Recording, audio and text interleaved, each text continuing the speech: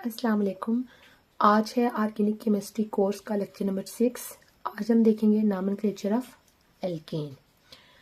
सबसे पहले हम देखेंगे कि हाइड्रोकार्बन्स क्या होते हैं और एल्केन क्या होंगे। पहले हम इनका बेसिक कंसेप्ट देखेंगे, फिर उसका हम नॉमेनक्लेचर को डिटेल में एक्सप्लेन करेंगे। सबसे पहले आप देखें हाइड्रोकार्बन। हाइड्रोकार्बन इसके नाम से ही आप देख सकते हैं, hydrocarbon mean compound of hydrogen and carbon. Compound of hydrogen and carbon. Just यानी वो ऑर्गेनिक कंपाउंड जिनके अंदर जस्ट हाइड्रोजन और कार्बन प्रेजेंट होगा, वो क्या कहलाएंगे? हाइड्रोकार्बन्स। उसके बाद ऐसे हाइड्रोकार्बन जिनकी यानी कि जो कार्बन की वैलेंसी होगी वो टोटली सिंगल बॉन्ड से सेटिस्फाई हो रही हो और उसके अंदर फर्दर हाइड्रोजन बॉन्ड ऐड होने की एबिलिटी ना हो, यानी कि carbon valency is satisfied, carbon valency is satisfied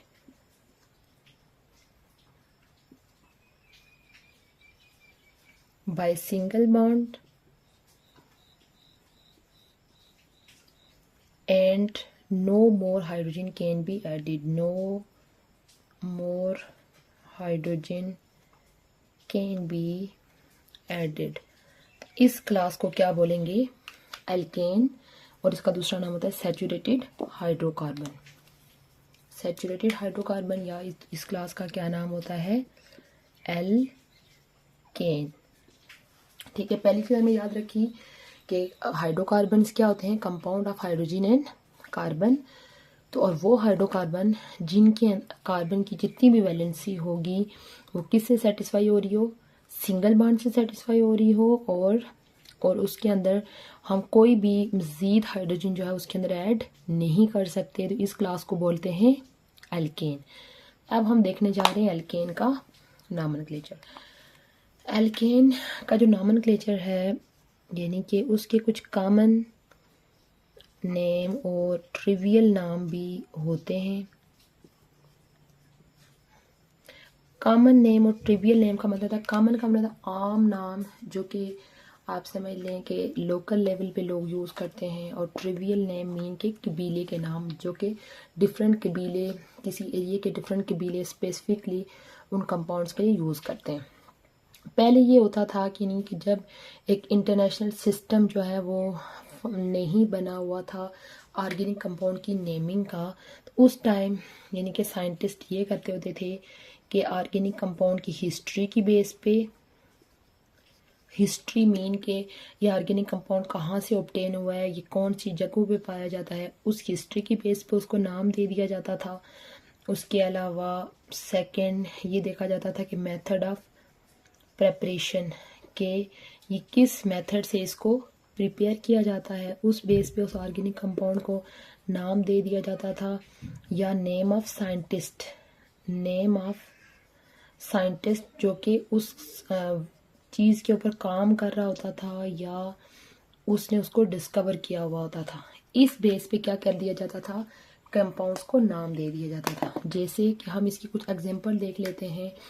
एक कंपाउंड होता है मीथेन, यानी कि ये कंपाउंड है मीथेन जिसका फार्मूला होता है CH4। मीथेन को मीथेन इसलिए बोला जाता है क्योंकि ये मोस्टली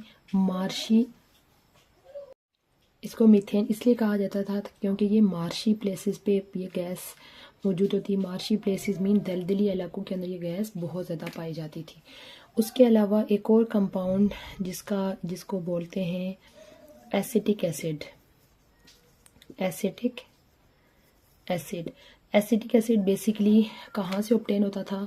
यानी कि ये विनीगर के अंदर ये एसिड प्रेजेंट होता है, विनीगर के अंदर। और विनीगर जो है वो एक लैटिन वर्ड एसीटम का मतलब होता है विनीगर, तो जिस वजह से इसका नाम क्या रखा गया है? Acetic acid. उसके अलावा एक कंपाउंड है बारबीट्यूरिक एसिड जो कि साइंटिस्ट था बारबरा, उसने बनाया था, जिस वजह से इसका नाम बारबीट्यूरिक एसिड रखा गया। और इसको कौन से साइंसदान ने प्रिपेयर किया? बारबरा ने। ठीक है, इस तरह से यानी उस दौर में लोग कोई स्पेसिफिक यानी मेथड उनका नहीं था, जस्ट देखें कि जिस जगह से वो गैस ऑब्टेन हो गई या वो कंपाउंड ऑब्टेन हो गया या जिस मेथड से उसको प्रिपेयर किया जा रहा है या जो साइंसदान उसको बना रहा है उसकी बेस पे उसको नाम दे दिया जाता था। उसके अलावा पुराने दौर में साइंटिस्ट ये भी करते होते थे कि जिस तरह से आप देखें कि हमारी यानी कि ये नंबरिंग है 1 2 3 4, सेम इसी तरह ग्रीक लैंग्वेज में, ठीक है, ग्रीक या लैटिन लैंग्वेज की जो नंबरिंग थी उस नंबरिंग को यूज़ किया जाता था ऑर्गेनिक कंपाउंड का रूट वर्ड फाइंड करने के लिए। रूट वर्ड मीन उसका पेरेंट नेम फाइंड। उसके अलावा यानी कि रूट वर्ड डिफाइन करने के बाद वो जो नेम की एंडिंग थी वो किससे कर लेते थे?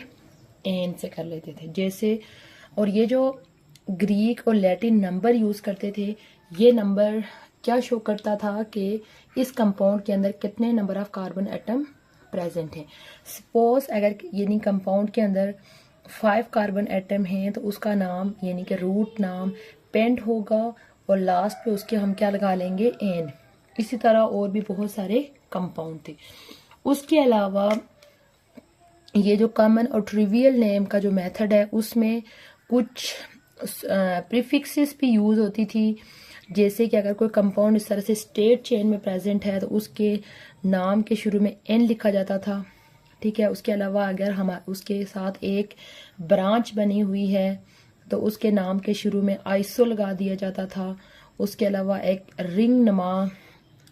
एक इस तरह का स्ट्रक्चर है कि मिड में लगा हुआ और उसकी चारों साइड पे कंपाउंड यानी कि डिफरेंट ग्रुप्स लगे हुए हैं, तो इस तरह के कंपाउंड के लिए वर्ड यूज किया जाता था नियो। ये जो मेथड है ये आजकल की जो मॉडर्न मेथड है नेमिंग का उसके अंदर भी एन, आइसो, नियो ये वाली टर्म्स जो है वो उसके अंदर भी यूज होती हैं। अभी हमने देखा कि कॉमन और ट्रिवियल नाम जो है वो कैसे दिए जाते थे ऑर्गेनिक कंपाउंड को।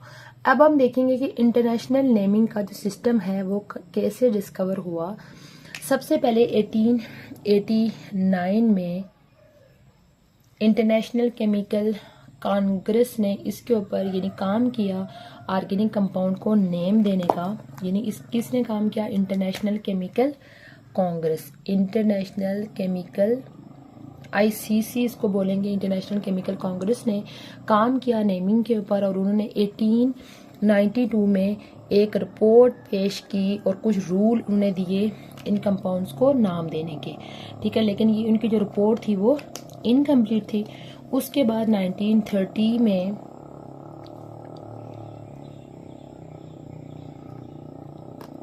एक और ऑर्गेनाइजेशन है इंटरनेशनल यूनियन ऑफ केमिस्ट, उन्होंने फर्दर जो पहले से रिपोर्ट थी उसको मॉडिफाई किया और उसके अंदर कुछ नए रूल ऐड किए जिनको बोला जाता है लीग रूल का नाम दिया गया।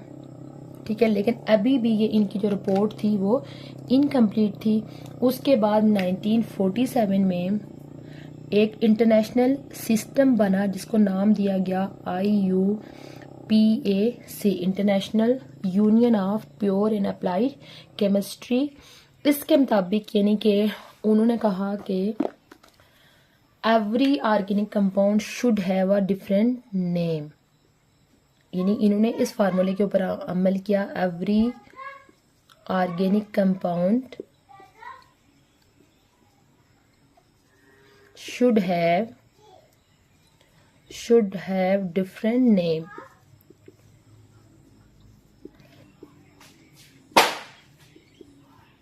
यानी कि हर ऑर्गेनिक कंपाउंड का जो है वो डिफरेंट नेम होगा। तो ये जो IUPAC की रिसेंट रिपोर्ट है वो पेश की गई 1979 में। अब IUPAC ने कुछ रूल्स मरतब किए जो कि तकरीबन समझ जितने भी डिस्कवर्ड ऑर्गेनिक कंपाउंड हैं उनके ऊपर अप्लाई होते हैं और इस वजह से हर ऑर्गेनिक कंपाउंड का एक स्पेशल नेम है। तो आज का हमारा लेक्चर है नॉमेनक्लेचर ऑफ एल्केन।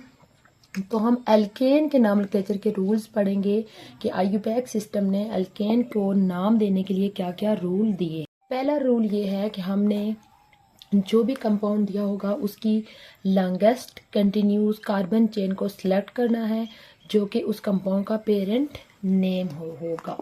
कैसे, सपोज कि हमारे पास इस तरह से कंपाउंड है ये। अब आप देखें यहाँ पे हमारे पास दो चेन बन रही हैं, एक इस तरह से भी चेन बन रही है और एक इधर से आके आप इधर आए ये भी चेन बन रही है। तो क्या करना है, हमने लॉन्गेस्ट चेन को चूज करना है। तो इसमें लॉन्गेस्ट चेन कौन सी है, 1 2 3 4 5। यहाँ पे आप देखें 3 चेन बन सकती हैं, 1 2 3 4, 1 2 3 4 5, 1 2 3 4 5 6। तो हमने कौन सी चेन चूज करनी है, लॉन्गेस्ट। ये है इसका पहला रूल कि सबसे पहले हमने क्या चूज करना है, लॉन्गेस्ट कंटिन्यूस चेन चूज करनी है जो कि पेरेंट नेम होगा। जैसे कि ये देखें यहाँ पे 6 है, तो इसका जो पेरेंट नेम होगा वो क्या होगा, हेक्सेन। 6 वाले को क्या बोलते हैं, हेक्स, और इसके नाम की एंडिंग ANE से होती है। अब चेन के से हट के जो बाकी कार्बन अटैच होंगे उनको हम as a substituent group consider करेंगे। सेकंड रूल होगा कि हमने, यानी कि जब हमने लॉन्गेस्ट पॉसिबल चेन सेलेक्ट कर ली, उसके बाद सेकंड रूल है उसको हमने नंबरिंग करनी है, number the chain from that side. तो नंबरिंग हमने उस साइड से करनी है जहां से जो उसके साथ सब्स्टिट्यूएंट अटैच है उनको कम से कम नंबर मिले। सपोज हमारे पास एक अगर इस तरह का स्ट्रक्चर हो,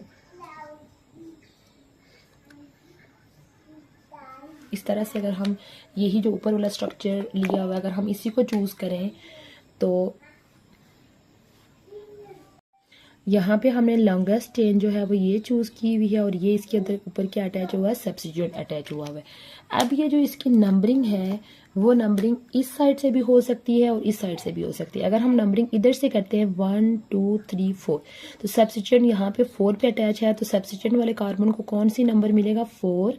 अगर हम इधर से नंबरिंग करें 1 2 3, तो सब्स्टिट्यूएंट वाले ग्रुप को कौन सा नंबर मिलेगा, 3। तो हमने क्या करना है, नंबरिंग कहाँ से स्टार्ट करनी है, इस साइड से स्टार्ट करनी है, क्योंकि रूल यही है कि नंबरिंग हमने उस साइड से स्टार्ट करनी है जहां सब्स्टिट्यूएंट को क्या मिले, कम से कम नंबर मिले। यानी कि रूल नंबर 2 में जब हमने नंबरिंग कर ली, नंबरिंग करने के बाद हमने वो जो नंबर दिया है उस कंपाउंड को, वो हमने फिर अब ये जो फाइनल नेम लिखेंगे उस नेम के अंदर हमने उस नंबर को क्या करना है, जाहिर करना है उस सब्स्टिट्यूएंट की पोजीशन को जाहिर करने के लिए। इन थर्ड रूल क्या है कि use that number two represent the position of substituent in a final name. कैसे, यही मैं एग्जांपल लिख लेती हूँ। जैसे कि इसमें हमने ये पेरेंट चेन चूज की हुई है और यहाँ पे ये क्या सब्स्टिट्यूएंट, एक कार्बन है, ये कौन सा ग्रुप अटैच है, मिथाइल। तो इसकी पोजीशन हमने 3 रखी थी। तो जब इसका नेम होगा, पेरेंट नेम हम ऑलरेडी देख चुके हैं कि पेरेंट नेम इसका क्या था, हेक्सेन। तो हमने जब इसका नाम लिखेंगे 3, यहाँ पे हमने ये डालनी है डैश, फिर हम लिखेंगे मिथाइल, 3 मिथाइल हेक्सेन। यानी कि हमने उस ये जो सब्स्टिट्यूएंट अटैच है उसकी पोजीशन को रिप्रेजेंट करना है उस नंबर से जो कि हमने रूल नंबर 2 में उसको। उसके बाद बाज़ औक़ात हमारे पास इस टाइप के कंपाउंड आ जाते हैं जहाँ पे डिफरेंट तरह के सब्स्टिट्यूएंट्स अटैच होते हैं। तो उन सब्स्टिट्यूएंट को हमने किस तरह से नाम देना है, अल्फ़ाबेटिकली। यानी कि रूल नंबर 4 क्या है, if more than 2 substituents are present then name them alphabetically. कैसे,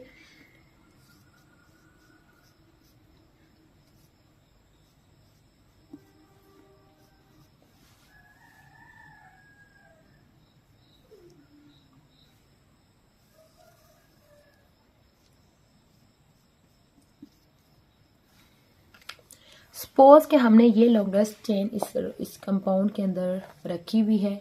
अब इसमें हमारे पास 2 सब्स्टिट्यूएंट, इसको नंबरिंग हमने यहाँ से की हुई है 1 2 3 4 5। अब इसमें 2 सब्स्टिट्यूएंट अटैच हैं हमारे पास, एक ये CH3 ग्रुप अटैच है और एक ये 2 कार्बन वाला ग्रुप अटैच है। ये हमारे पास है मिथाइल ग्रुप और ये हमारे पास क्या है, इथाइल ग्रुप।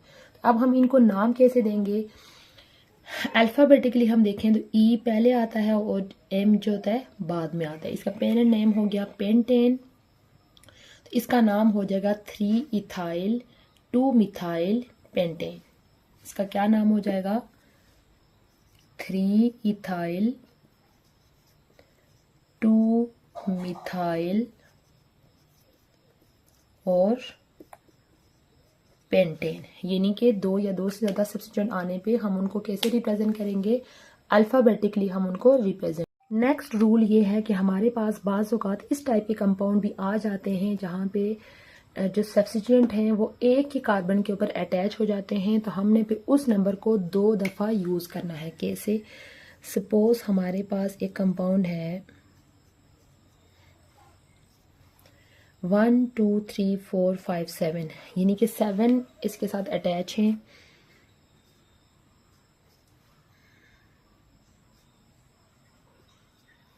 और यहाँ पे सपोज कि इसकी जो लॉन्गेस्ट चेन जो है वो हमने ये कंसीडर की हुई है, तो इसका जो नाम होगा, पेरेंट नेम इसका क्या है, 1 2 3 4 5 6। इसका जो पेरेंट नेम क्या है वो हेक्सेन हमने रखा हुआ है। नंबरिंग इसकी हमने यहाँ से स्टार्ट की हुई है। अब इसके साथ 2 सब्स्टिट्यूएंट अटैच हैं, ये वाला और ये वाला। ये हमारे पास है मिथाइल और ये हमारे पास क्या, इथाइल। और ये दोनों कौन से कार्बन पे आ गए हैं, कार्बन नंबर 3 पे। तो हम इसको फिर कैसे लिखेंगे, 3 ethyl 3 ethyl 3 methyl 3 ethyl 3 methyl hexane.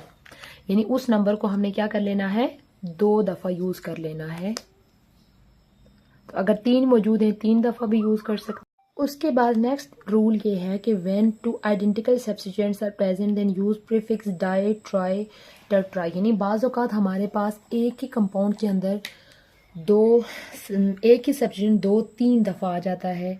जैसे कि अगर हमारे पास एक कंपाउंड ये है, इसके साथ 2 सब्स्टिट्यूएंट यानी मिथाइल ग्रुप अटैच है। लॉन्गेस्ट चेन हमारे पास इसमें ये है 4 कार्बन की। 4 कार्बन वाले को बोलते हैं ब्यूटेन। इसका पेरेंट नेम क्या हो जाएगा, ब्यूटेन। 1 2 3 4, यानी कि 2 पे भी मिथाइल अटैच है और 3 पे भी। हम इसका नाम कैसे लिखेंगे, 2 कामा डाल के 3, फिर डैश डाल के डाई मिथाइल ब्यूटेन। अगर यहाँ पे 3 अटैच होते हम लिखते ट्राई मिथाइल, 4 अटैच होते टेट्रा मिथाइल। इसी तरह जो बाकी आ गया इथाइल ग्रुप अटैच है, प्रोपाइल ग्रुप अटैच है, तो उनके साथ भी same di tri tetra attach. उसके बाद लास्ट रूल ये है कि when 2 chains of equal length compete for selection then select that chain which haves more substituent. यानी बाज़ औक़ात हमारे पास ये सिचुएशन भी आ जाती है कि यानी कि सेम लेंथ की 2 चेन हमारे पास बनती हैं, तो फिर उस सिचुएशन में हमने क्या करना है, ऐसी चेन को चूज़ करना है जिसके ऊपर ज़्यादा सब्स्टिट्यूएंट अटैच है। सपोज कि ये जो कंपाउंड है इसके अंदर अगर आप देखें, जैसे कि ये कंपाउंड है, इसमें आप देखें हमारे पास काफ़ी पॉसिबिलिटीज़ बनती हैं। कैसे, यानी हमारे पास देखें 7 मेंबर वाली ये चेन भी बनती है। उसके अलावा हमारे पास 7 मेंबर वाली ये चेन भी बनती है, ठीक है। 7 मेंबर वाली एक चेन ये भी बन रही है, ये देखें इस तरह से। तो हमने क्या करना है, कौन सी चेन को चूज़ करना है जिसके ऊपर ज़्यादा सब्स्टिट्यूएंट अटैच है। अगर हम ये चेन नंबर जो 1 है ये चूज़ करते हैं, इसके ऊपर देखिए कितने सब्स्टिट्यूएंट अटैच है, 1 2 और 3 सब्स्टिट्यूएंट अटैच है। अगर हम इसको चेन को चूज़ करते हैं, इसके ऊपर देखें जस्ट एक ही सब्स्टिट्यूएंट अटैच है। उसके बाद अगर हम इस चेन को चूज़ करते हैं तो इसमें भी देखें 1 2 और 3 सब्स्टिट्यूएंट अटैच है। यानी हम इसको भी चूज़ करते सकते हैं और इसको भी, लेकिन इसको चूज़ नहीं कर सकते क्योंकि इसके अंदर नंबर ऑफ सब्स्टिट्यूएंट क्या है, कम है। ये हमारा है रूल नंबर 7। आज का हमारा लेक्चर था नॉमेनक्लेचर ऑफ एल्केन, जिसको हमने डिटेल में डिस्कस किया। उम्मीद है आपको आज का लेक्चर अच्छा लगा होगा। इंशाल्लाह बहुत जल्द मैं एक न्यू टॉपिक के साथ हाजिर होंगी। तब तक के लिए अल्लाह हाफिज़।